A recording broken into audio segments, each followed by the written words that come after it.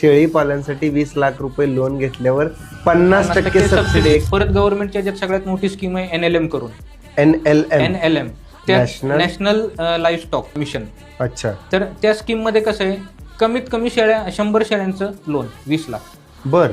कमीत कमी प्रोजेक्ट 100 शेळ्यांचा पाहिजे. मग त्या 100 शेळ्यांना लागणारी जागा तेवढी तुमची स्वतःची पाहिजे. गव्हर्नमेंटचे जे काही डॉक्युमेंटेशन आहे त्यात तुम्ही फुलफिल पाहिजे, तुम्हाला लोन 100% भेटणार. आणि सगळ्यात मोठी गंमत, 20 लाखाला तुम्हाला 50% सबसिडी आहे. 20 लाख रुपये शेळी पालनासाठी 20 लाख रुपये लोन घेतल्यावर 50% सबसिडी. किती प्रेक्षकांना माहिती आहे मला हे माहित नाही. आज खरंच महत्वाची माहिती दिली तुम्ही. त्यात पण टप्पे आहेत त्यांचे, की इनिशियली तुमची इन्व्हेस्टमेंट 10% पाहिजे. म्हणजे 20 लाखाचं प्रोजेक्ट 2 लाख रुपये तुमची इन्व्हेस्टमेंट पाहिजे.